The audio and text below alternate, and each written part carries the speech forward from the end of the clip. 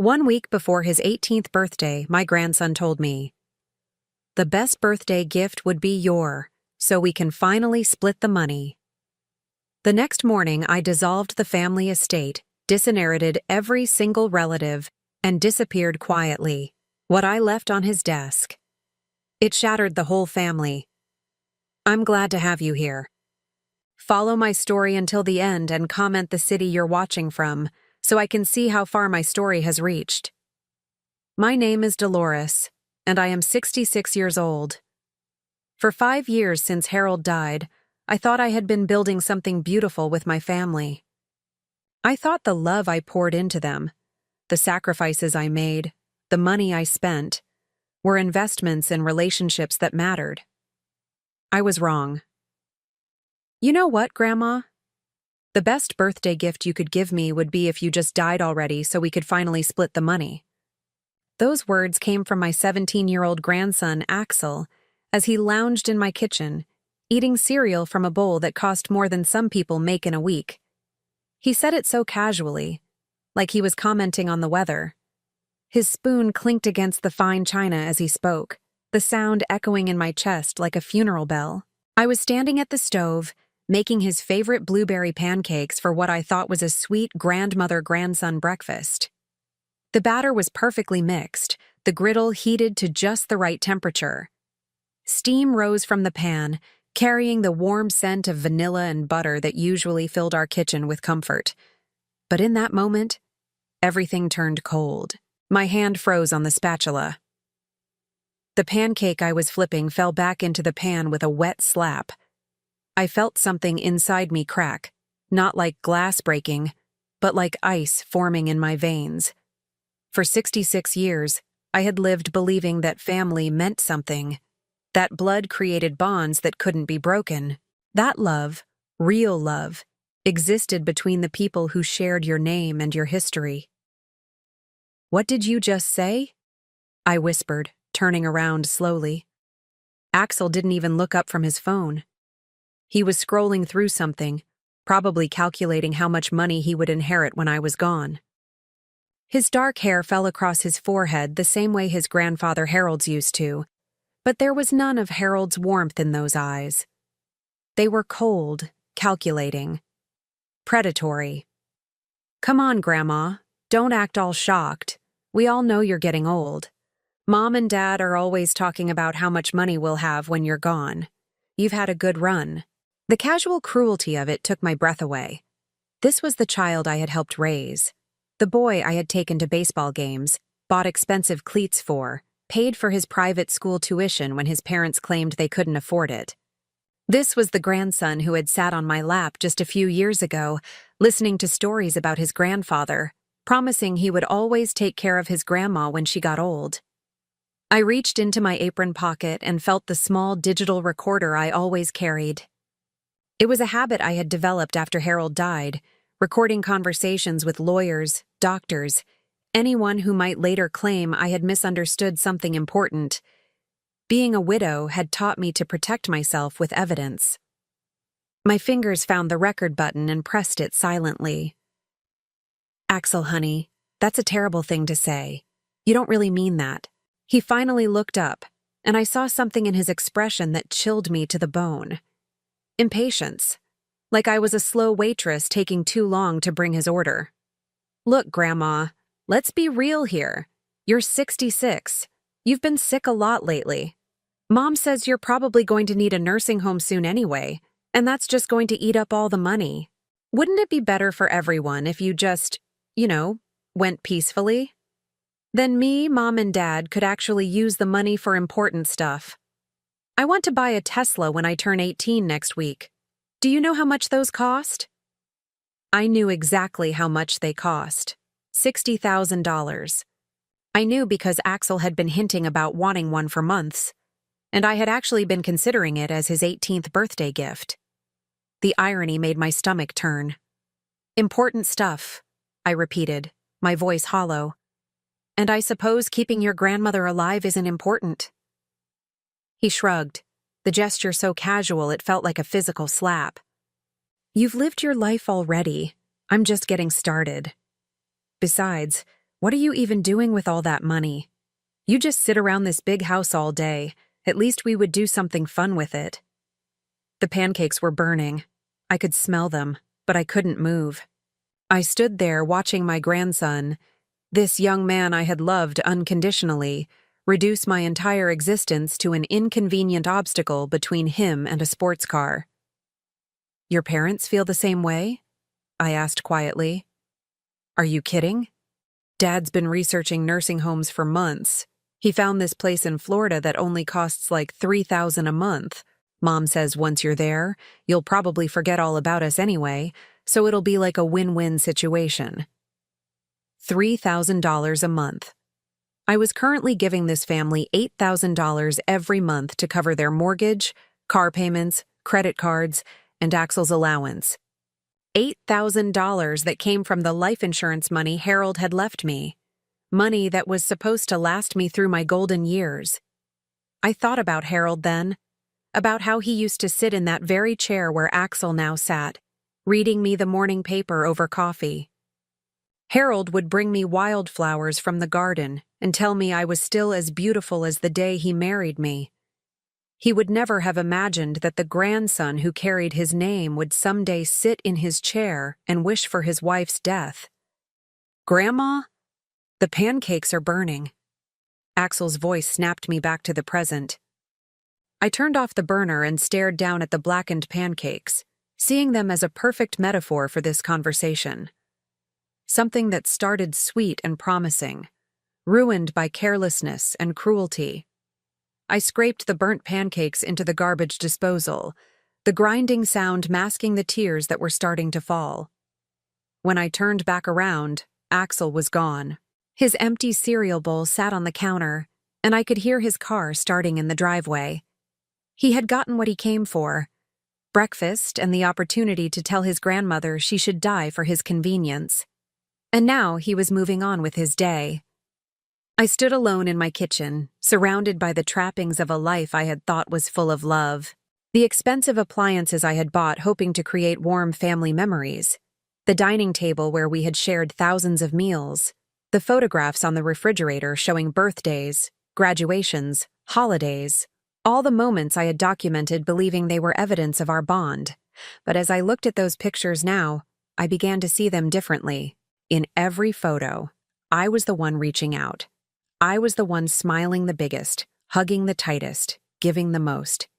And everyone else was just going through the motions. I walked to my bedroom and sat heavily on the edge of the bed Harold and I had shared for 44 years. His pillow still carried a faint trace of his aftershave, even after 5 years. I pressed my face into it and let myself cry for the first time since his funeral. When the tears finally stopped, I opened the drawer of my nightstand and pulled out a small leather journal. It was where I had been recording things since Harold died. Not just financial information, but observations about my family that had been troubling me. Patterns I had noticed but dismissed. Comments that seemed cruel, but that I had explained away as jokes or misunderstandings. Now, reading through my own handwriting, I saw the truth that had been staring me in the face for years. This wasn't a family. This was a business arrangement. And I was the cash cow that everyone was waiting to slaughter. I picked up my pen and wrote today's entry. Axel told me the best birthday gift I could give him would be my death so they could split my money. He's 17 years old and already sees me as nothing more than an ATM with an expiration date. As I wrote, something shifted inside me. The grief was still there, raw and painful, but it was being joined by something else. Something harder and colder. If my family saw me as nothing more than a source of money, then perhaps it was time to show them what life looked like without that source. I closed the journal and walked to my window, looking out at the garden Harold and I had planted together. The roses were blooming, their red petals bright against the green leaves. Harold used to say that roses were proof that beautiful things could have thorns, that sometimes the most gorgeous flowers were the ones that could draw blood if you weren't careful how you handled them. Standing there, watching those roses sway in the afternoon breeze, I realized that maybe it was time for this particular rose to show her thorns. After all, if they were so eager for me to die, perhaps they should experience what that loss would actually mean. Not the money they expected to inherit, but the void that would be left behind when someone who had given everything finally stopped giving. The digital recorder was still in my pocket, its red light blinking silently. Evidence of what my grandson really thought of me. The first piece of a puzzle I was only beginning to understand. But understanding was just the beginning. What I did with that understanding would determine whether I spent my remaining years as a victim of their greed or as someone who finally learned to protect herself from the people who were supposed to love her most. 3 days after Axel's devastating comment, I made a discovery that changed everything. What I found that Thursday evening wasn't just proof of my family's greed. It was evidence of a calculated conspiracy that had been brewing right under my nose. I had driven to Livia and Quentin's house to drop off some documents they needed for their mortgage refinancing. Documents I was helping them with because they claimed they couldn't afford the lawyer fees. The irony of that wasn't lost on me now, knowing they were simultaneously planning my demise so they could inherit money they thought I had. Their house was a modest 2-story colonial that I had helped them buy 8 years ago with a $40,000 down payment. The mortgage payments, insurance, and most of their monthly bills came directly from my checking account. Standing on their front porch with an envelope full of financial paperwork, I realized I was literally holding the evidence of how completely I had supported this family. I rang the doorbell, but no one answered. Livia's car was in the driveway, and I could see lights on in the living room, so I knew they were home. I tried knocking, then decided to use the spare key they had given me years ago for emergencies. After all, I was practically paying for the house. As I stepped into the foyer, I heard voices coming from the kitchen. Familiar voices, but speaking in tones I had never heard before. Low, urgent, conspiratorial. My daughter Livia, my son-in-law Quentin, and unmistakably, my grandson Axel. I should have announced myself. I should have called out and let them know I was there. Instead, something made me freeze in place and listen. Later, I would realize it was self-preservation instinct finally kicking in after years of willful blindness. The thing is, we need to be smart about this, Quentin was saying. His voice carried that tone he used when discussing business deals, calculated and cold. We can't just wait around hoping she dies naturally. She could live another 20 years, and by then, there won't be anything left. Especially if she needs long-term care, Livia added. Do you know how much those places cost? We could lose everything. My heart stopped. They were talking about me like I was a stock portfolio they needed to liquidate before it lost value. So, what are you suggesting? Axel asked, and I could hear the eagerness in his 17-year-old voice. The same voice that used to call me the best grandma in the world. I'm saying we need to encourage her to make some changes, Quentin continued. Get her to move into assisted living sooner rather than later. Once she's there, we can get power of attorney, claim she's not mentally competent to handle her own finances. I pressed myself against the wall, my hand covering my mouth to keep from gasping audibly. They weren't just waiting for me to die. They were planning to have me declared incompetent so they could steal my money while I was still alive. How do we do that? Livia asked. She's sharp as a tack. Everyone knows it. Not everyone, Quentin said, and I could hear the smile in his voice. I've been documenting incidents, little things, times when she forgot something or seemed confused about dates. I've been building a file. What kind of file? Axel wanted to know. Medical records, mostly.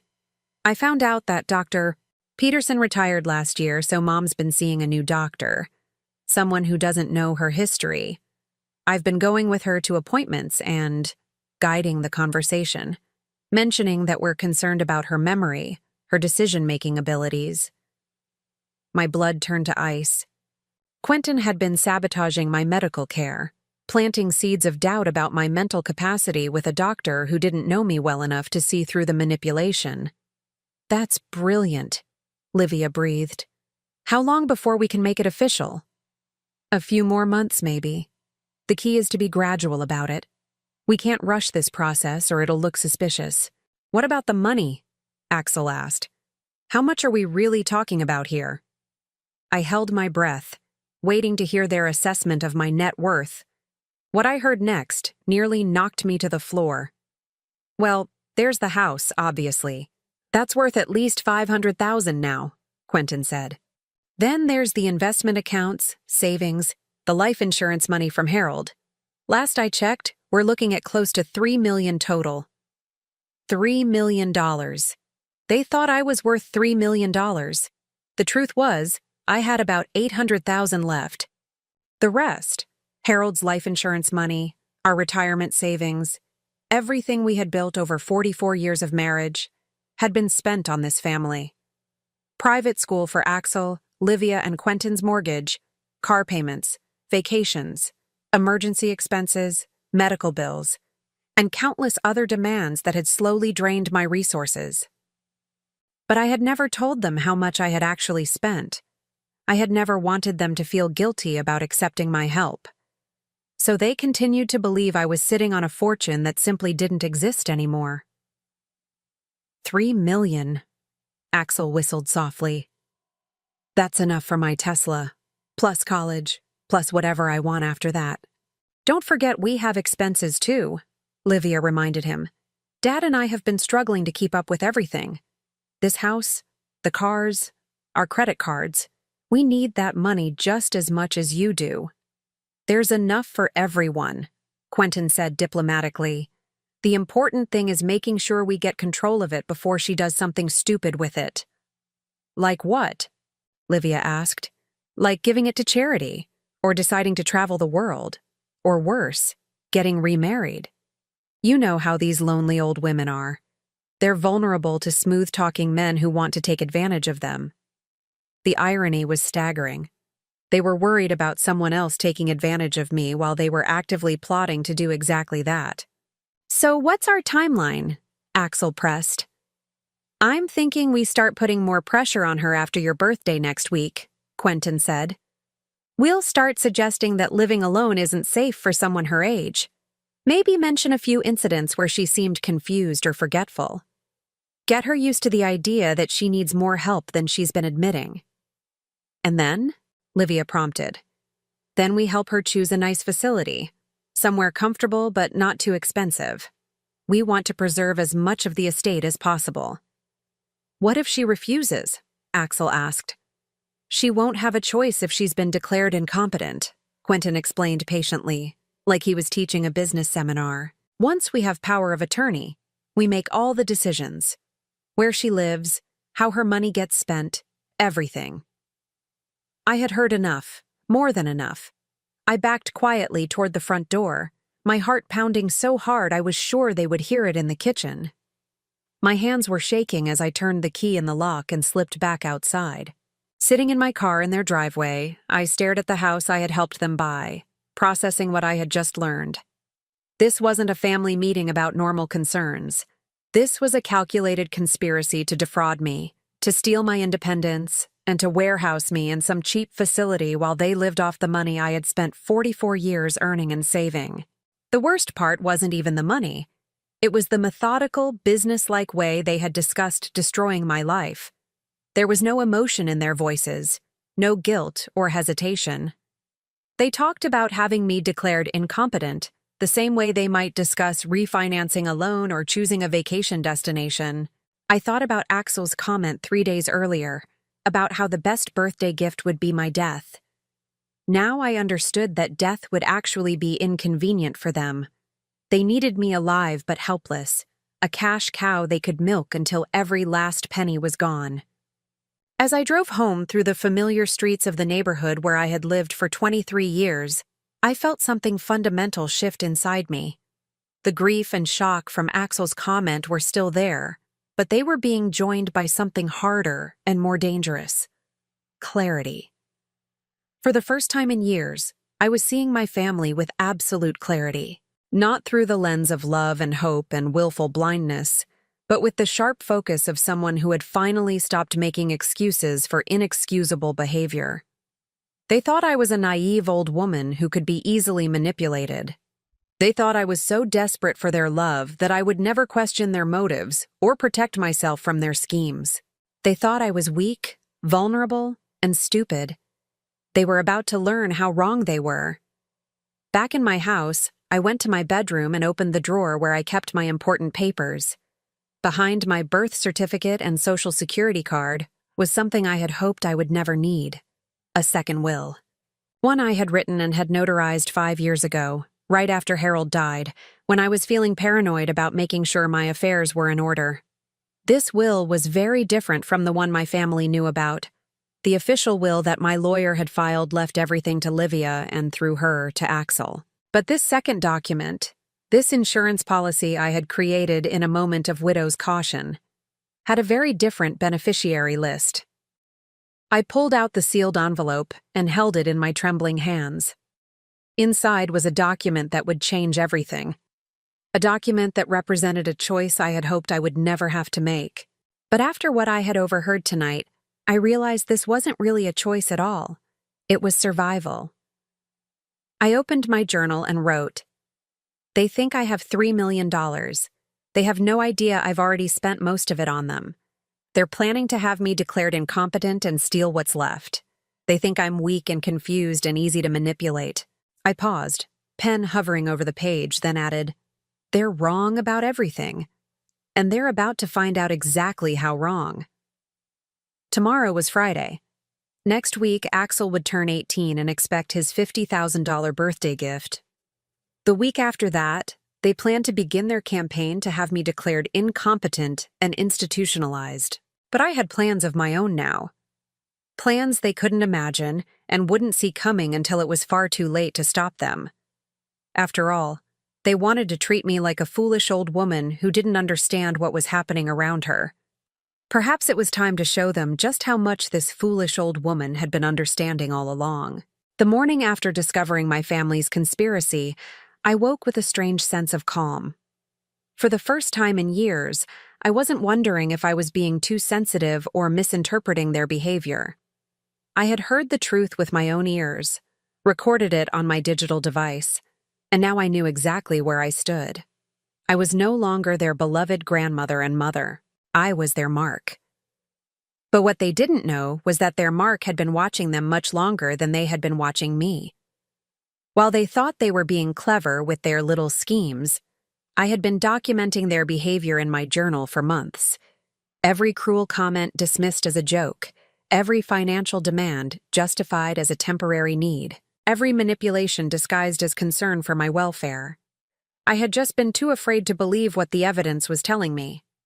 Now I was ready to conduct my own test. I started with Livia.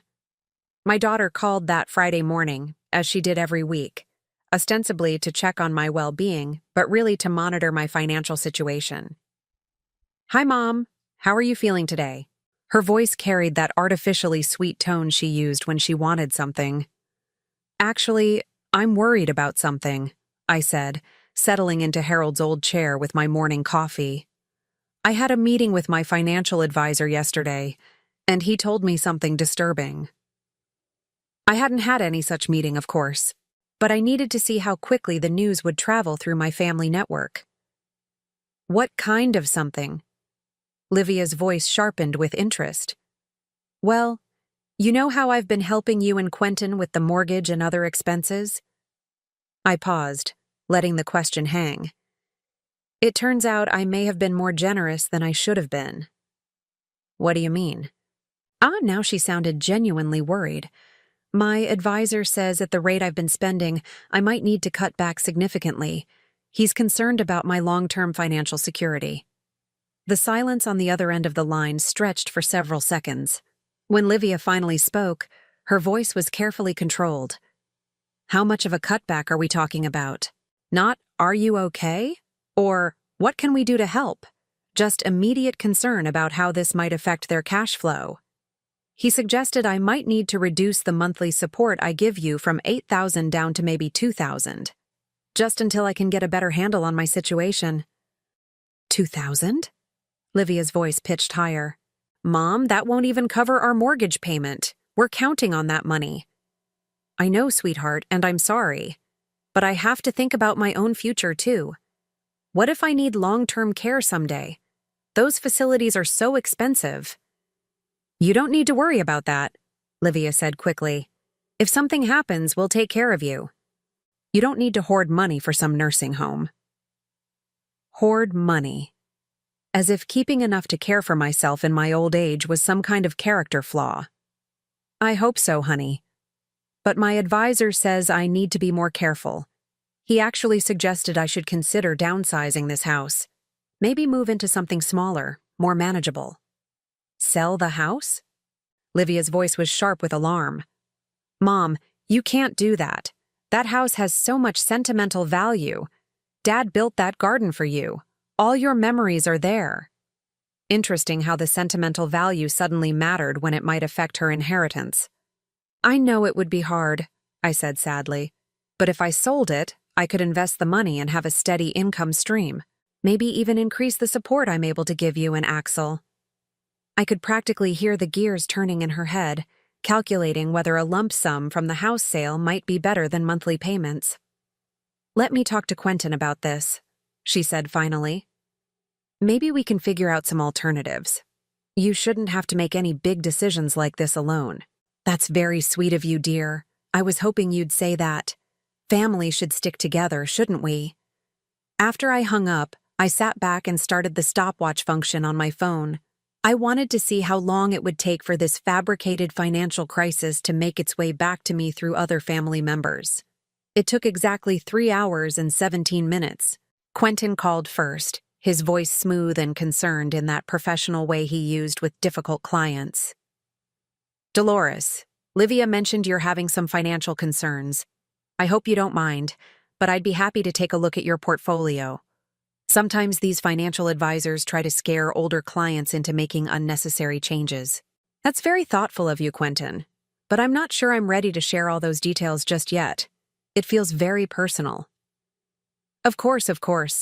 But if you're worried about long-term care costs, there might be some strategies we could explore. Ways to protect your assets while still ensuring you get the care you need.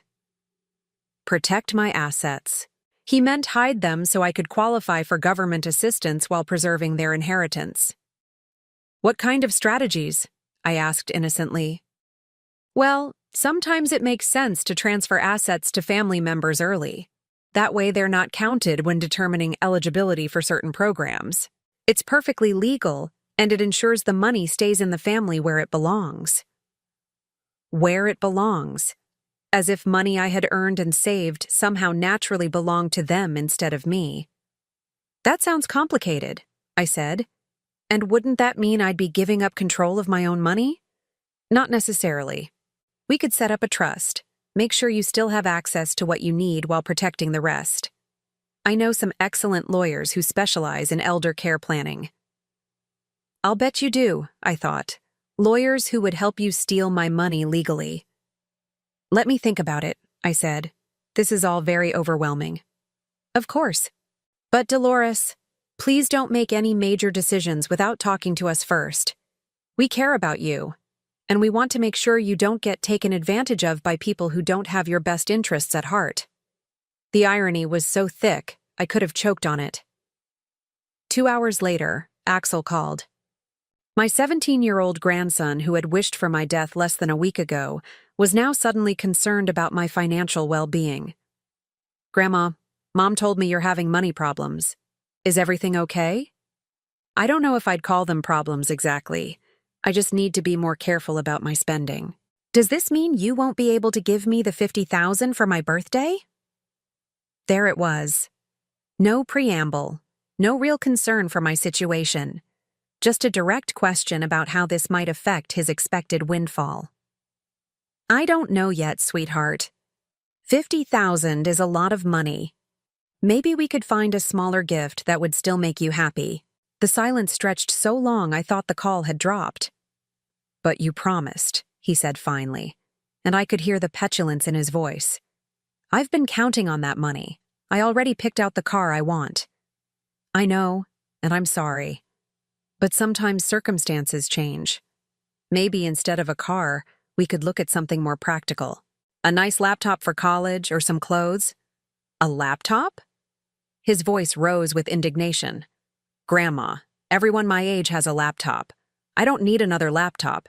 I need a car. Need, I repeated. Axel, you already have a car. The Honda I bought you last year. That piece of junk? It's embarrassing. All my friends have nice cars.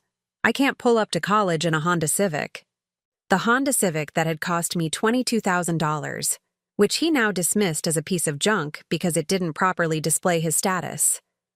Honey, there are people your age who would be grateful to have any car at all. Yeah, well, I'm not other people. I'm your grandson. You're supposed to want good things for me. The entitlement was breathtaking. In his mind, my love was directly proportional to the amount of money I was willing to spend on him. If I couldn't afford to buy him a Tesla, it meant I didn't care about his happiness. I do want good things for you, I said quietly. But maybe we have different ideas about what good things means. Whatever, he muttered. I guess I'll have to figure something else out. After he hung up, I sat in Harold's chair for a long time, thinking about the 3 conversations I had just had. My fictional financial crisis had revealed everything I needed to know about my family's true feelings. Not one of them had expressed genuine concern for my well-being. Not one had offered to help me through a difficult time. Their only worry was how my imaginary money problems might affect their access to my very real money. But the most telling part was how quickly they had all jumped to the same solution. I should give them control of my assets, for my own protection. They weren't even being subtle about it anymore. That evening, I called my real financial advisor, Martin Henderson. Martin had been managing Harold's and my investments for 12 years, and he was one of the few people who knew the true state of my finances. Dolores, he said warmly when his secretary put me through. How are you doing? I haven't heard from you since our quarterly review last month. I'm doing well, Martin, but I need to ask you about something. If I wanted to make some significant changes to my estate planning, what would that process look like? What kind of changes are you considering? Let's say I wanted to remove my current beneficiaries and designate new ones. How quickly could that be done? There was a pause. Martin knew my family situation, knew how much I had been supporting Livia and Quentin financially. Is everything all right, Dolores? Everything is becoming very clear, I said, which is different from being all right, but it's progress. Changes like that can be made relatively quickly if you're certain about them. Are you certain? I thought about Axel's casual wish for my death. I thought about the conspiracy meeting I had overheard. I thought about 3 phone calls today that had confirmed everything I had feared about my family's motivations. I'm certain, I said. When can we meet? How about Monday morning, 10 o'clock? Perfect. And Martin, I want you to prepare several different options. I may be making some very substantial changes. After I hung up, I walked through my house, looking at it with new eyes. This house that Livia was so concerned about me selling. The house where Harold and I had built our life together, where we had raised our daughter, where we had dreamed about growing old surrounded by people who loved us. It was still a beautiful house, full of beautiful memories. But it was also a shrine to a life that no longer existed. Harold was gone, and the family I thought we had created together was nothing but an illusion maintained by my monthly financial contributions. Maybe it was time to stop living in a shrine to the past and start building something real for whatever future I had left. In my bedroom, I opened my journal and wrote, Today I tested them. They failed completely. They don't see me as a person with my own needs and fears and rights. They see me as a resource to be managed and eventually consumed. The test is over. Now it's time for the results. Outside my window, the garden Harold and I had planted together was in full bloom. Roses, daisies, hollyhocks, all the flowers we had chosen because they would come back year after year. creating something beautiful that would last.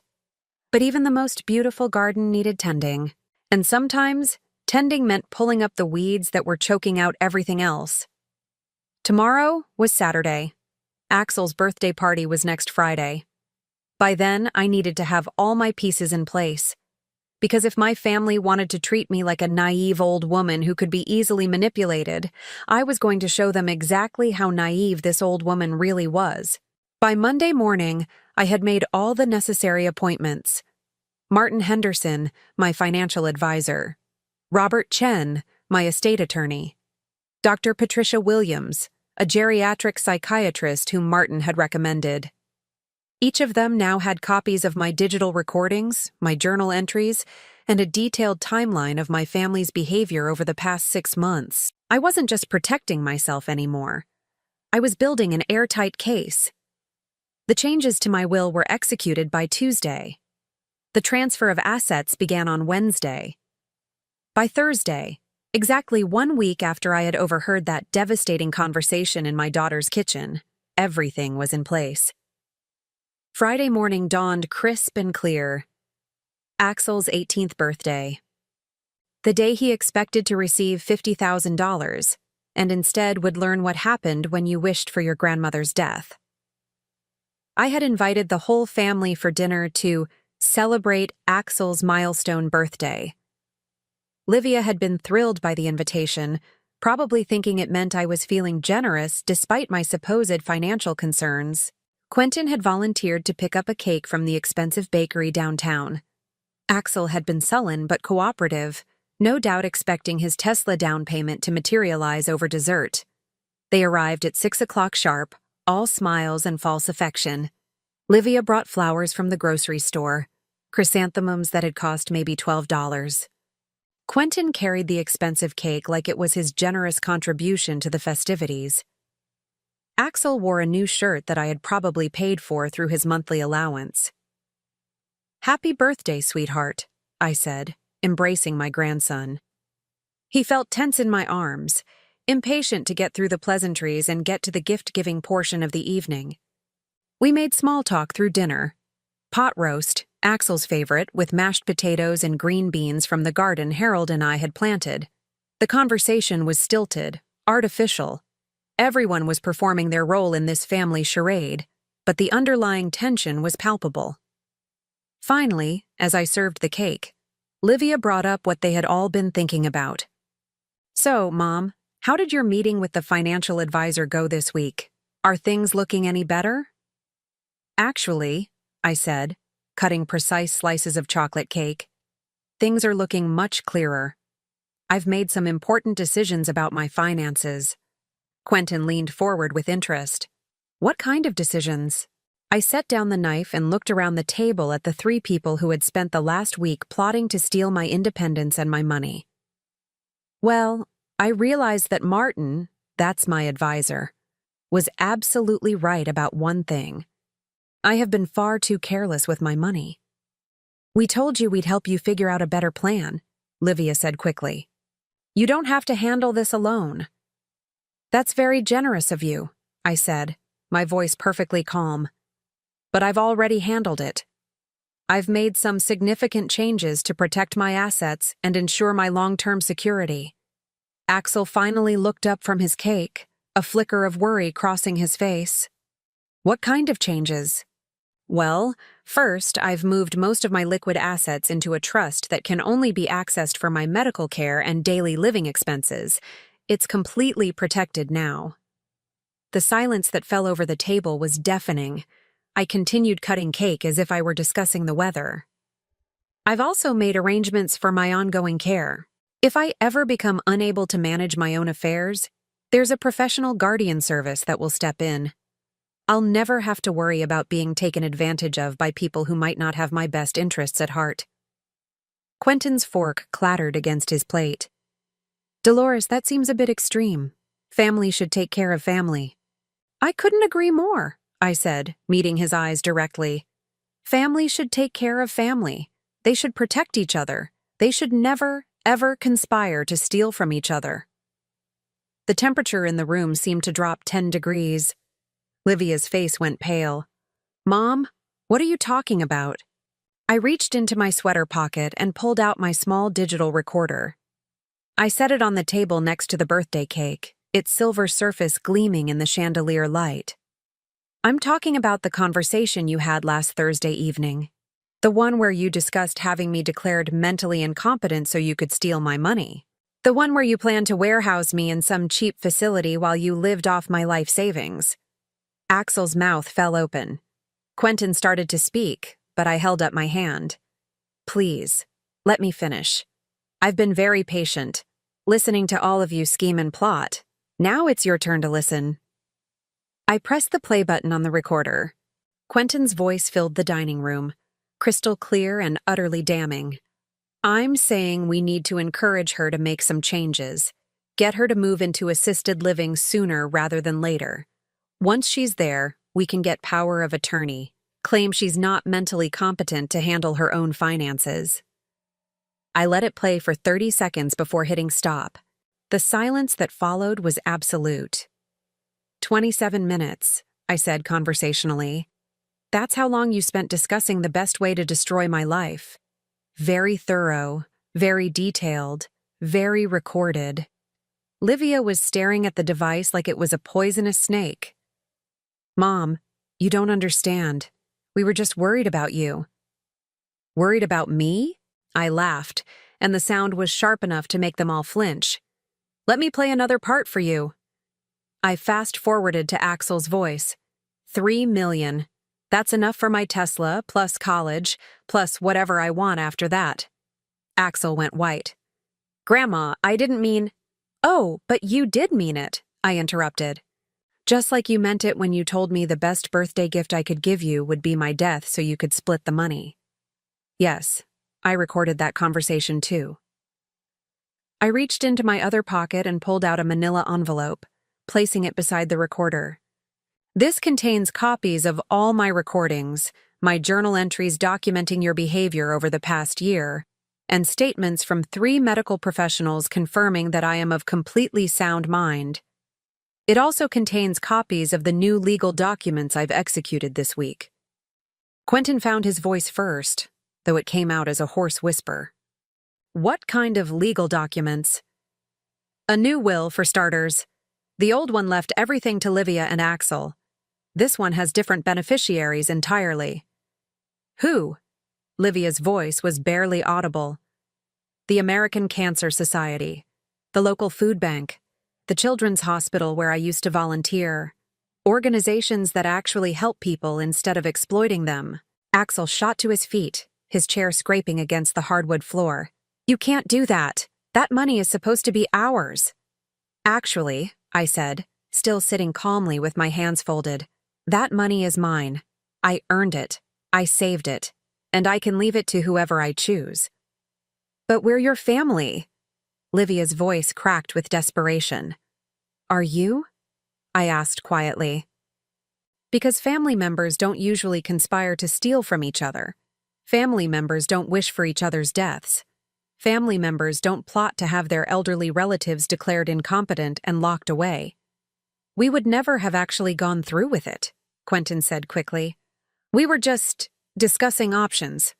For 27 minutes, in great detail, including specific timelines and methods.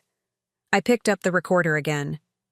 Would you like me to play the part where you discussed which nursing homes would be cheapest? This is insane, Axel said, his voice rising. You're punishing us for having a private conversation. A private conversation about destroying my life and stealing my money, I replied. Yes. I suppose I am punishing you for that. I stood up slowly, feeling strangely calm despite the chaos erupting around me. There's more, I said. I've also made arrangements for my monthly financial support to end immediately. The $8,000 I've been giving you each month? That stops today. Livia gasped. Mom, we can't afford— You'll figure it out, I said. After all, you're both capable adults. You managed before I started helping you, and you can manage again. You're destroying this family, Quentin accused, his professional composure finally cracking. No, I said firmly. You destroyed this family when you decided to see me as nothing more than a source of money. When you taught your son that his grandmother's death would be a birthday gift. When you plotted to steal my independence and dignity. I walked to the window and looked out at Harold's garden, where the roses were still blooming despite the approaching autumn. I loved you, I said without turning around. All of you. I would have given you anything you needed, supported you through any crisis, been there for you no matter what. All I wanted in return was to be treated with basic respect and decency. Mom, please, Livia was crying now. We can fix this. We can start over. I turned back to face them, and I felt something settle in my chest. Something that might have been peace. No, I said. We can't, because this isn't a mistake or a misunderstanding. This is who you are, who you've always been.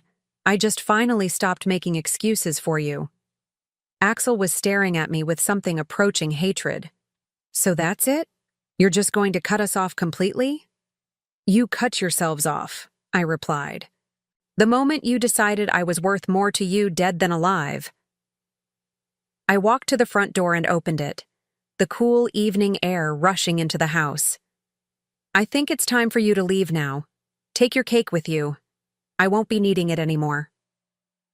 They filed out in stunned silence, Quentin carrying the expensive cake like a prop from a play that had ended badly. Livia paused at the door, tears streaming down her face. Mom, this isn't how families are supposed to work. You're right, I said quietly. Families are supposed to love and protect each other. They're supposed to treasure the time they have together. They're supposed to see each other as precious, not as obstacles to overcome. I started to close the door, then paused. Happy birthday, Axel, I called out to my grandson, who was standing beside his father's car with his hands clenched into fists. I hope you got everything you deserved tonight. As their car pulled out of my driveway, I closed the door and leaned against it, suddenly exhausted. It was done. After 66 years of believing that family was everything, I had finally learned to put myself first. The house felt different now. Quieter, but not empty. Clean, like a fresh start. I walked back to the dining room and looked at the table still set for 4, the birthday cake half eaten, the recorder still sitting beside the flowers that had probably cost $12 and represented the full extent of their gratitude for everything I had given them. Tomorrow, I would start figuring out what my life looked like without them in it. Tonight, I would sit in Harold's chair and remember what it felt like to be truly loved by someone who saw me as more than an ATM with an expiration date. But first, I had one more call to make. I picked up my phone and dialed Martin Henderson's number. Martin? It's Dolores. Yes, I know it's late. I wanted you to know that the family meeting went exactly as expected. You can proceed with the final transfers we discussed. When I hung up, I felt lighter than I had in years. The weight of their expectations, their demands, their constant emotional manipulation was finally off my shoulders. I was free, and it felt exactly like the gift they had never bothered to give me. Unconditional love and acceptance, starting with myself. The silence lasted exactly 48 hours. Saturday and Sunday passed in blissful quiet. No phone calls, no surprise visits, no manipulative text messages. For the first time in years, I woke up each morning without the weight of their expectations crushing down on me.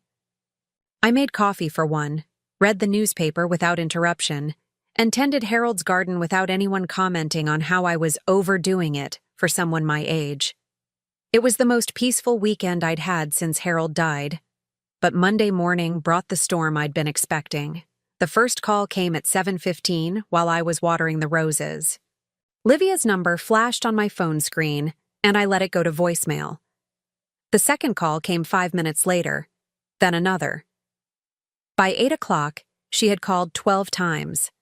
I finally answered on the 13th ring. Mom, thank God. Her voice was frantic, desperate. We need to talk. This whole thing is a misunderstanding. What part is the misunderstanding? I asked, settling into Harold's chair with my coffee. The part where you planned to have me declared mentally incompetent, or the part where you wanted to steal my money? We weren't going to steal anything, she said, and I could hear tears in her voice. We were trying to protect you. Protect me from what? Having control over my own life? Mom, you don't understand how vulnerable you are. There are people out there who prey on elderly women. We were just making sure that didn't happen to you. The irony was so thick I almost laughed. You mean people like you? That's not fair. We're your family. Everything we did was out of love. Love, I repeated. Is that what you call it when your 17-year-old grandson tells his grandmother that her death would be the best birthday gift she could give him? Axel is just a kid. He doesn't understand what he's saying. He understood it well enough to calculate how much money he'd inherit. He understood it well enough to pick out a Tesla he wanted to buy with my death benefits. The silence stretched between us, filled with all the ugly truths neither of us could take back. Mom, please, Livia whispered. Don't destroy our family over this. I'm not destroying anything, I said calmly. I'm just finally seeing what was already destroyed. After I hung up, I made myself a second cup of coffee and sat down to check my voicemails. There were 17 of them, Livia pleading, Quentin trying to sound reasonable and professional, Axel, surprisingly, saying nothing at all. But it was the 18th message that caught my attention, a voice I didn't recognize. Mrs. Dolores Patterson, this is Amanda Morrison from Elder Care Advocacy Services. We've received some concerning reports about your welfare, and we'd like to schedule a wellness check at your earliest convenience.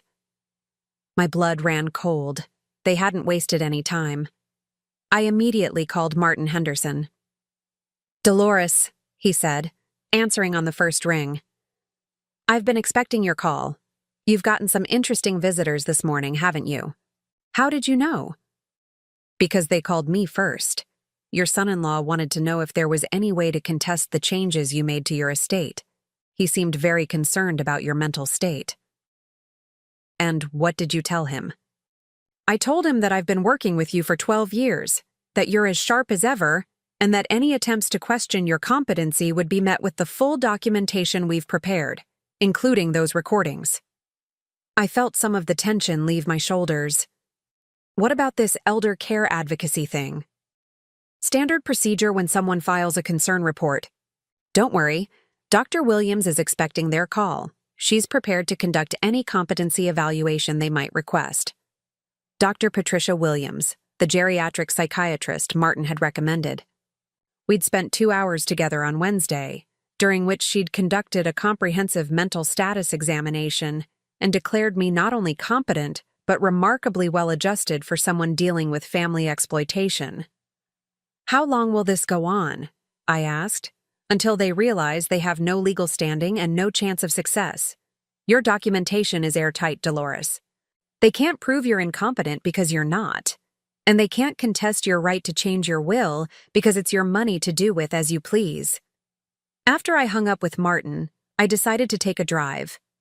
I needed to get out of the house, away from the phone, away from the memories of Friday night's confrontation. I found myself driving to the cemetery where Harold was buried, something I hadn't done since the anniversary of his death 6 months ago.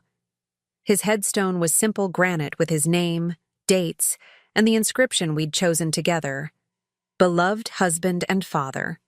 I sat on the small bench nearby and told him about everything that had happened. You would have been so disappointed in them, I said to the quiet air. Especially Axel. You had such hopes for him. A gentle breeze stirred the leaves of the oak tree shading Harold's grave, and I found myself remembering the man I'd married 50 years ago. He'd been 21 when we met, working construction to pay for night school. He'd had calloused hands and big dreams, and he'd loved me with a fierce protectiveness that never felt controlling. You always said family was everything, I continued. But you meant real family. People who chose to love each other, not just people who happened to share DNA. When I got home, there were 3 cars in my driveway.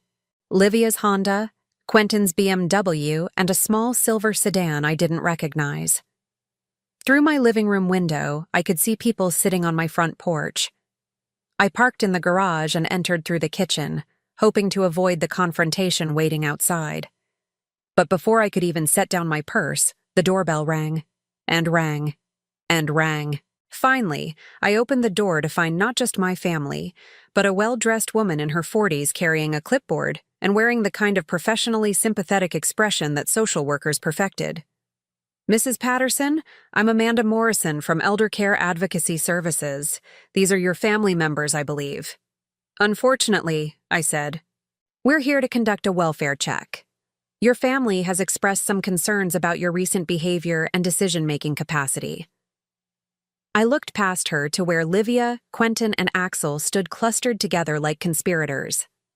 Livia's eyes were red from crying. Quentin looked like he was trying to solve a complex business problem. Axel just looked sullen and angry. "What kind of concerns?" I asked Amanda Morrison. "They've reported that you've been making erratic financial decisions, that you've become paranoid and suspicious of family members who are trying to help you, and that you may be suffering from some form of dementia or age-related cognitive decline." I stepped back and opened the door wider. "Please come in, all of you." We assembled in my living room like opposing armies. Amanda Morrison sat in the center with her clipboard, while my family arranged themselves on the couch across from Harold's chair, where I settled with my hands folded calmly in my lap. "Mrs.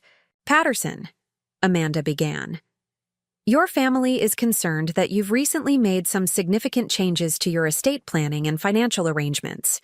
Can you tell me about that?" "Certainly. I discovered that my family was planning to have me declared mentally incompetent so they could steal my money and put me in a nursing home. So I took steps to protect myself." Amanda's pen paused over her clipboard. "That's a very serious accusation." "Yes, it is. Would you like to hear the recordings?" I reached for my purse, but Quentin interrupted. "See? This is what we're talking about. She's become obsessed with these supposed recordings. She thinks we're all plotting against her." "I don't think you're plotting against me," I said calmly. "I know you are, because I heard you doing it." I pulled out my digital recorder and set it on the coffee table. "Ms. Morrison, would you like to hear exactly what my family said about me when they thought I couldn't hear them?" Amanda looked uncomfortable. "Mrs. Patterson, I'm not sure that's—" "Please," I interrupted. "I insist. After all, they're the ones who called you here because they're concerned about my mental state. I think you should hear what they really think about me." I pressed play, and Quentin's voice filled my living room. "Once she's there, we can get power of attorney, claim she's not mentally competent to handle her own finances." Amanda's eyes widened. I fast-forwarded to another section. "The key is to be gradual about it. We can't rush this process or it'll look suspicious." By the time I reached Axel's voice discussing how much money he'd inherit when I died, the room was completely silent, except for the damning evidence of their conspiracy. Amanda Morrison looked from the recorder to my family and back to me. "Mrs. Patterson, how long have you been aware of these discussions?" "I've been documenting concerning behavior for months," I said. "But I overheard this particular conversation last Thursday evening, the day before I changed my will." "You changed your will in response to this?" "I protected myself in response to this. Wouldn't you?" Amanda turned to Livia. "Ma'am, is this recording accurate?" Livia's face was red with embarrassment and anger. "It's taken completely out of context. We were just discussing what would happen if Mom needed care. Every family has these conversations." "Do they?" Amanda asked. "Do most families discuss having elderly relatives declared incompetent and placed in the cheapest possible facilities?" "We would never actually do that," Quentin said quickly. "We were just exploring options." "For 27 minutes, I added, "with very specific timelines and strategies." Amanda made several notes on her clipboard, then looked back at me. "Mrs. Patterson, can you tell me about the financial changes you've made?" "I moved most of my assets into a protected trust that can only be used for my care." I appointed a professional guardian service to oversee my affairs if I ever become unable to do so myself. And I changed my will to leave my estate to charitable organizations instead of to people who see me as an obstacle to their inheritance. And you made these decisions voluntarily, without any outside pressure or influence? Completely voluntarily. In fact, I made them specifically to avoid outside pressure and influence. Amanda spent another 20 minutes asking me questions about my daily activities, my medication management, my social connections. I answered everything clearly and thoroughly, occasionally referencing my journal when I needed specific dates or details. Finally, she closed her clipboard and stood up. Mrs. Patterson, based on this interview, I see no evidence of cognitive decline, dementia, or impaired decision-making capacity. You appear to be a competent adult who has made rational choices to protect yourself from family members who were, frankly, planning to exploit you. Livia shot to her feet. This is ridiculous. You're just going to take her word for everything? I'm going to take the evidence, Amanda said firmly, including the recordings of your family planning to defraud an elderly relative. Mrs. Patterson, would you like me to file a report about these threats? I considered it for a moment, looking at the three people who had once been the center of my world. They looked frightened now, desperate, like cornered animals. No, I said finally. I don't want to file charges. I just want them to leave me alone. Amanda nodded. I'll note that in my report. But I have to advise you that if this behavior continues, if there are any further attempts to harass or intimidate you, you should contact law enforcement immediately. After Amanda left, my family and I faced each other across the living room that had once been filled with birthday parties and Christmas mornings and ordinary Sunday dinners. Are you happy now? Axel asked, his voice bitter. You've turned everyone against us. I didn't turn anyone against you, I said. I just stopped pretending that what you were doing was acceptable. This isn't over, Quentin said, his professional mask slipping completely. You can't just cut off your own family. Watch me, I replied. They left without another word, and I locked the door behind them. Then I walked to Harold's chair, sat down, and finally allowed myself to cry. Not from sadness, but from relief. The worst was over. They had played their last card and lost. Now I could begin the rest of my life. But first, I had one more recording to make. I picked up my phone and called my lawyer. Robert, it's Dolores. I want to add a codicil to my will. If anyone in my family challenges the estate or attempts to have me declared incompetent, they forfeit any right to contest the charitable donations. I want to make sure they understand that fighting me will only make things worse for them. Consider it done, he said. Dolores, are you all right? I looked around my quiet house, at the photos of Harold and me, at the garden visible through the window where roses bloomed without anyone telling me I was too old to tend them. I'm perfect, I said. And for the first time in years, I meant it. 7 months later, I was standing in my new kitchen, making coffee for two. The morning sun streamed through windows that faced east instead of west, illuminating a space that was smaller, but somehow felt infinitely larger than the house I'd left behind. I had sold the family home 3 weeks after the confrontation, not because I needed the money, but because I needed the freedom. Every room in that house had been haunted by memories of people who had never really loved me, and ghosts of the woman I used to be.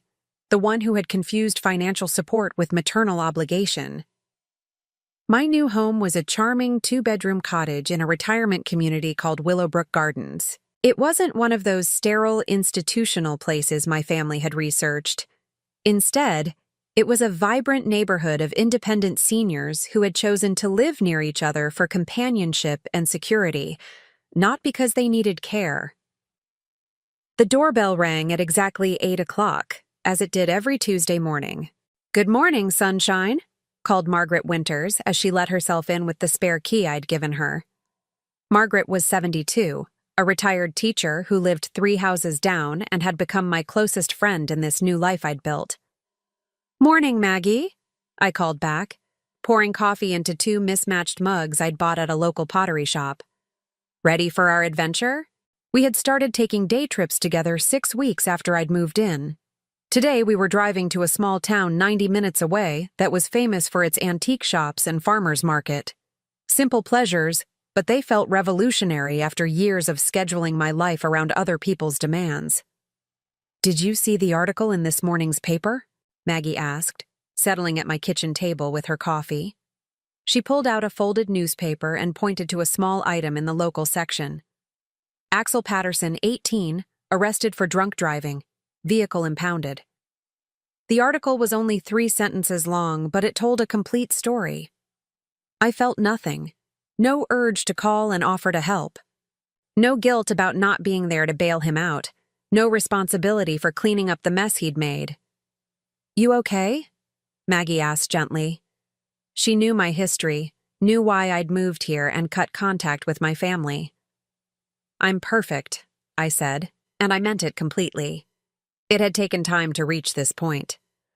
The first month after the confrontation had been difficult, filled with moments when I'd almost picked up the phone to call Livia, when I'd caught myself setting the table for 4 people instead of 1. 66 years of programmed responses don't disappear overnight. But gradually, the silence had stopped feeling empty and started feeling peaceful. The absence of crisis had stopped feeling strange and started feeling normal. The freedom to make my own choices without considering everyone else's reactions had stopped feeling selfish and started feeling healthy. "Any word from your daughter?" Maggie asked as we got ready to leave. "She stopped calling about 2 months ago," I said, gathering my purse and jacket. "I think she finally realized I wasn't going to change my mind." There had been a few desperate attempts at reconciliation. Livia had sent a birthday card in January, my 67th birthday, with a long letter claiming she understood now how wrong they'd been, how much they missed me, how they'd learned their lesson. But the letter had been full of subtle hints about their financial struggles, carefully worded suggestions that maybe I could help just a little while they got back on their feet. I had thrown it away without responding. Quentin had tried a more direct approach, showing up at my old house before realizing I'd sold it. The new owners had given him my lawyer's contact information, and Robert Chen had informed him that any further attempts to contact me would be considered harassment. Axel had done nothing. No calls, no letters, no attempts at apology. In a strange way, his silence was the most honest response of all. He had never really known me as a person, only as a source of money. Without that function, I simply didn't exist for him. And that was fine with me. Maggie and I drove through the countryside, past farms and forests that were just beginning to show their autumn colors. She told me about her grandchildren, real grandchildren who called her because they wanted to hear her voice, not because they needed money.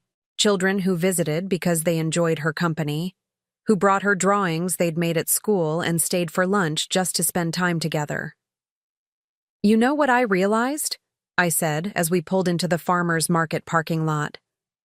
"I spent so many years mourning the family I thought I had that I never allowed myself to build the life I actually wanted." "And what did you want?" Maggie asked. I thought about it as we walked among the vendor booths, past displays of fresh vegetables and homemade preserves and handcrafted jewelry. I wanted to matter to someone, not because of what I could give them, but because of who I was. And do you matter to someone? I looked around at the bustling market, at the vendors who knew my name and asked about my week, at the other customers who had become casual friends over the months I'd been coming here, at Maggie, who had invited me to join her book club and her walking group and her volunteer activities at the local animal shelter. "Yes," I said, "I matter to me, and that turns out to be enough." We spent the morning browsing through antique shops, not looking for anything in particular, but enjoying the stories behind old photographs and vintage jewelry and furniture that had outlasted the families who'd once owned it. I bought a small wooden box that had once held someone's treasured letters, thinking I might use it to store the journal entries I'd been writing about this new chapter of my life. Over lunch at a small cafe, Maggie asked the question I'd been expecting for months. Do you ever regret it? Cutting them off completely? I considered this while I ate my soup and watched the other diners around us. Couples who held hands across the table. Families where the conversation flowed naturally, where laughter seemed genuine instead of performed. People who clearly enjoyed each other's company. I regret that it was necessary, I said finally. I regret that the people I loved most in the world saw me as nothing more than a resource to be exploited. I regret that I spent so many years making excuses for inexcusable behavior. I paused, then added, but I don't regret protecting myself. I don't regret choosing my own well-being over their convenience. And I don't regret discovering what my life could be like when it's actually mine. On the drive home, I told Maggie about the letter I'd received the previous week from the children's hospital. They'd used part of my donation to fund a new playroom in the pediatric ward, and they'd sent photos of children who were dealing with serious illnesses but still finding reasons to smile and laugh and play. That money is doing something beautiful now, I said. It's bringing joy to children who need it instead of funding entitled adults who don't deserve it. Your husband would be proud, Maggie said softly. I thought about Harold, about the man who had loved me unconditionally for 44 years, and never once made me feel like my value was tied to my bank account. If he could see me now, living in a house filled with peace instead of obligation, surrounded by friends who chose my company instead of relatives who tolerated my presence, I knew he would approve. That evening, as I sat in my new favorite chair reading a book I'd chosen for pleasure instead of obligation, my phone rang. For a moment my heart jumped, thinking it might be family news. But the caller ID showed the number for Willowbrook Gardens' main office. Dolores, this is Nancy from the community center. We're still looking for someone to coordinate our holiday gift drive for the local women's shelter.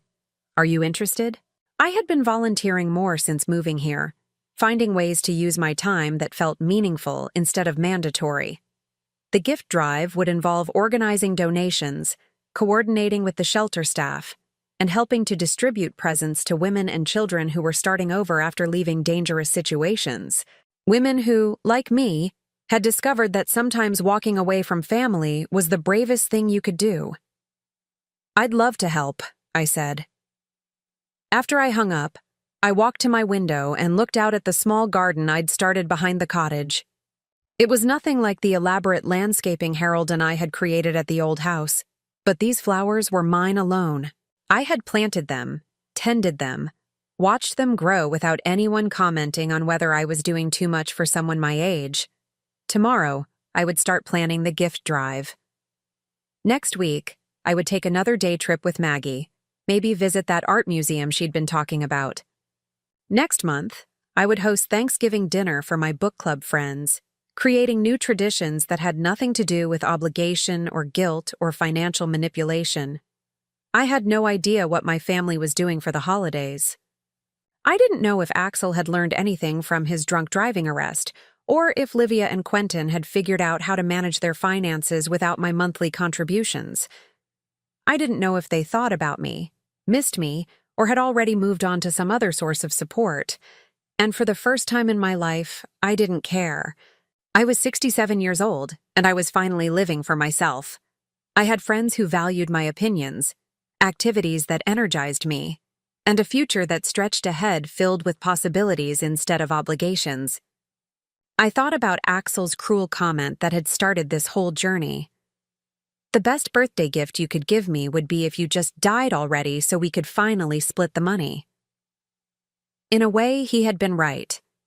The woman who had lived to serve their needs, who had confused love with financial support, who had accepted scraps of affection in exchange for constant giving, that woman had died. And what had risen from her ashes was someone stronger, wiser, and infinitely more valuable. Someone who had finally learned that the most important relationship you can have is the one you have with yourself. Standing in my own kitchen, in my own house, surrounded by my own choices, I raised my coffee mug in a toast to the woman I had become. "Happy birthday to me," I said to the empty room that felt fuller than any crowded family gathering ever had. And somewhere, I was sure Harold was smiling. Now I'm curious about you who listened to my story. What would you do if you were in my place? Have you ever been through something similar? Comment below, and meanwhile, I'm leaving on the final screen 2 other stories that are channel favorites and they will definitely surprise you. Thank you for watching until here.